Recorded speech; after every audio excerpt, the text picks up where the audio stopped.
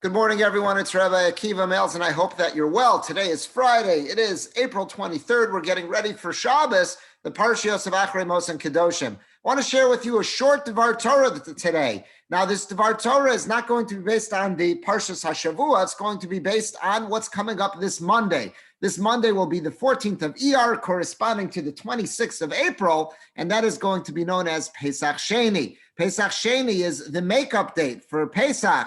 That we know, we're going to read about this in a couple of weeks in Parshas Bahaloscha, that if members of Klal Yisrael were unable to bring the Korban Pesach on the 14th of Nisan, they had the opportunity to do so on the 14th of Iyar, 1 month later. There's a fascinating medrash that I want to share with you pertaining to Pesach Sheni, which again, we're going to be commemorating this coming Monday. This medrash is found in Parshas Beshalach in Shmos Rabbah, and it says as follows. It says, the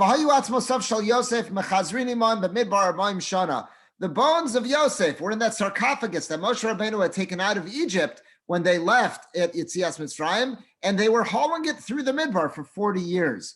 Amar lo HaKadosh Baruch Hu, God says to Yosef, Ata amarta lachecha, this is measure for measure. You told your brothers, Anochi achalkel eschem, I will provide for you. When he revealed himself, that he says, Ani Yosef, I'm your brother, come on down, bring the whole family down here, I'll take care of you during the Ra'av, during the famine. He said, I will provide for you. Anochi achalkel eschem, chayecha. So Hashem says to Yosef, by your life, Ata niftar, when you pass away, v'yuas masecha mechazrini man b'midbar b'im shana. Your bones will accompany Bnei Yisrael all the 40 years in the Midbar. You will not be left behind. You looked out for Klal Yisrael in their time of need. They will be there for you.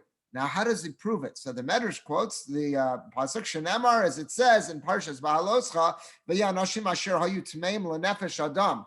The people who approached Moshe Rabbeinu asking if they could have an opportunity to redo the Korban Pesach that they missed out on, it says, who were these people? They were people who had been Tamei L'Nefesh Adam.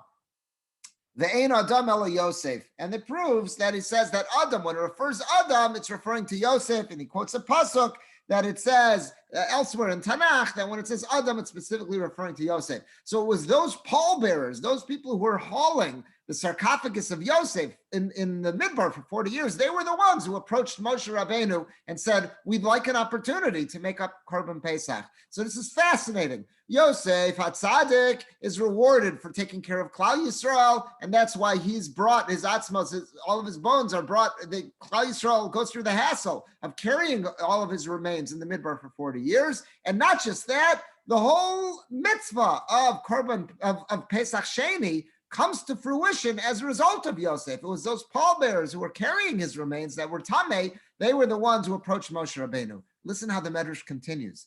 And the Medrash says, B'schus atzmosecha hem osim Pesach katan. So Hashem says to Yosef, not only will you be brought out of Mitzrayim, but in the zechus of your remains, Klal Yisrael will merit having Pesach katan, the minor Pesach, meaning Pesach Sheni. Listen to this. Ki hashpeya hishpiyas b'nei Yisrael. The pasuk said about Yosef before he died that he made them take a very firm commitment. Hashpeya ishpiya says it twice. Lama shnei pamim. Why does the Torah say that a promise was made twice? Elohu nishba. Yosef HaTzadik made a promise. Lahem, to the rest of Bnei Yisrael, she'ein b'libo aleihem. He makes a promise to the other Shvatim. I promise you, I am not harboring any ill will towards you after what I went through. Those 22 years, I was separated from my family, from my father. I was sold as a slave. I harbor no ill will. I promise you. The Haim Nishbaim, and the brothers took an oath to Yosef.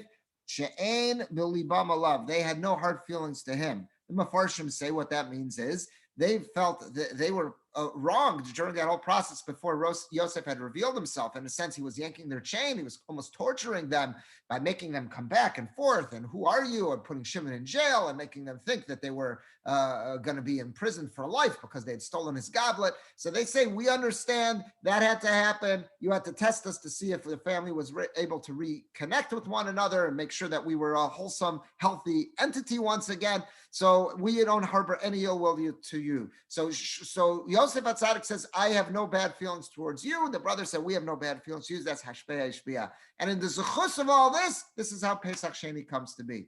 I found this medrash absolutely amazing, and for several reasons. But here's the main one. The main one is as follows.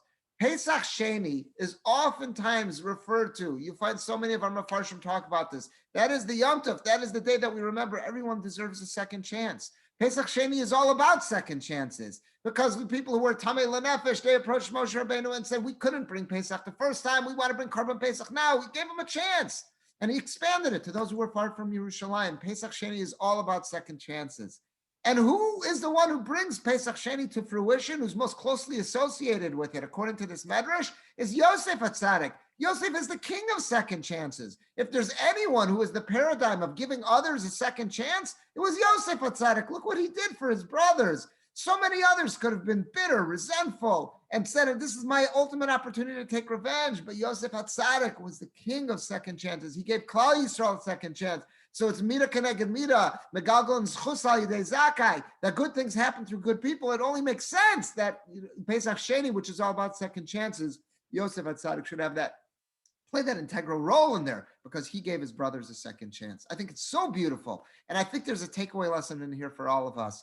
If HaKadosh Baruch Hu gives us a second chance on Pesach Sheni, let's learn to give others a second chance. If Yosef HaTzadik, who was the source of Pesach Sheni, gave his brothers a second chance, let's give others a second chance. There's so many who have a minhag on Pesach Sheni to eat some matzah. Most of us have some matzah that's left over from Pesach. If you're missing, I guarantee you, go to Kroger. It's all 90% off now, all the Pesach stash. You'll get some matzah at a very low price.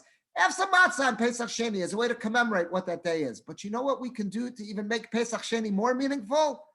Look to see who can we give a second chance to. Who let us down? Who could have done more for us? Who really disappointed us, but then told us that they're sorry and they want a second chance? Let's repair a relationship. Let's give someone else a second chance. Let's emulate Yosef HaTzadik and let's emulate HaKadosh Baruch Hu. HaKadosh Baruch Hu gave us a second chance on Pesach Sheni in the merit of Yosef HaTzadik, who gave his brothers a second chance. Let's learn to give others a second chance. And let's do that. Let's actively do that this Pesach Sheni, this Monday, Yud Daled, the 14th of Iyar. Have a good Shabbos, everyone.